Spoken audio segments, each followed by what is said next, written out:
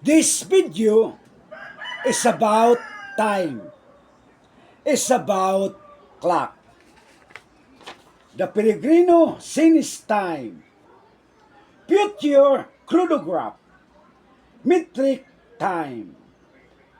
In the Peregrino Sinus time, the one full day is 20 peri hours. No? One full day is equals 20 peri hours. And 100 peri seconds is 1 peri minute. And 100 peri minutes is 1 peri hours. So meaning, 1 peri minute is composed of 100 peri seconds.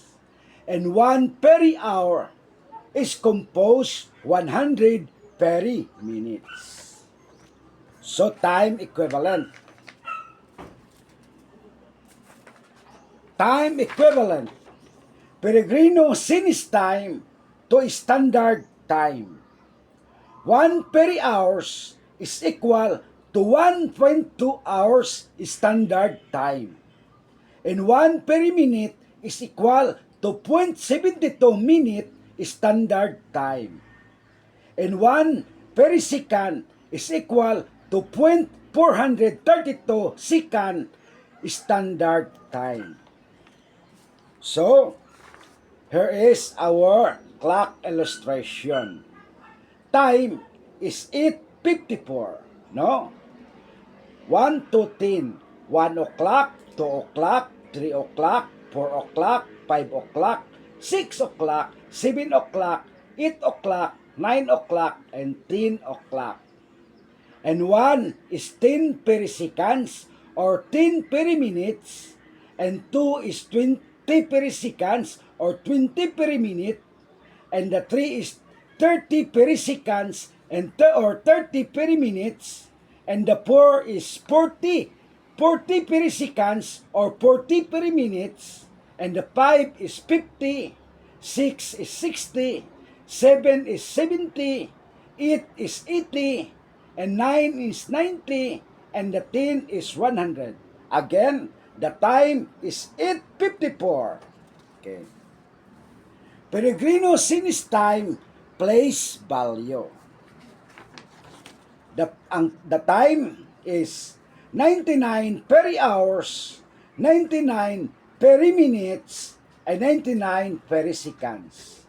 So the first 9 is tens of peri hours, and the second 9 is ones of peri hours, and the third 9 is tens of peri minutes, and the fourth 9 is ones of peri minute, and the fifth 9 is tens of peri seconds, and the last 9 is ones of peri seconds. So another example, Peregrino Sinus time, place value. So the 1 is tens of peri hours, the 2 is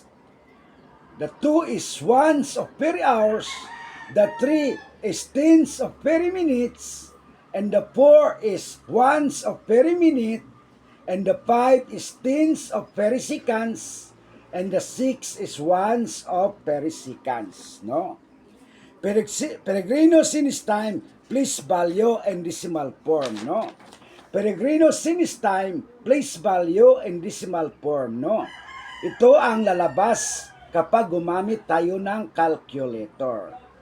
The 1 is tens of peri hours, the 2 is ones of peri hours, and the 3 is tens of peri minute, and the 4 is ones of peri minute, and the 5 is tens of peri seconds, and the 6 is ones of peri seconds. No, the time is 12.3456, or 12 peri hours, 34 peri minutes, and 56 peri seconds. In the Peregrino Sinus time, you can easily calculate the time manually or by using calculator. Okay, here our example. Peregrino since time addition calculation manually, no? 5 peri hours, 71 peri minutes, and 32 peri seconds plus 2 peri hours, 14 peri minutes, 65 peri seconds, and the sum is 7 peri hours, 85 peri minutes, and 97 peri seconds, or 7.8597 peri hours. So, Peregrino since time addition calculation in decimal form by using calculator. So, ito ang lalabas pag gagamit tayo ng calculator. Okay. 5.7132 peri hours plus 2.1465 peri hours equals to 7.8597 peri hours, no? The sum is 7.8597 peri hours, or 7 peri hours, 85 peri minutes, and 97 peri seconds. So, that's all. And thank you so much.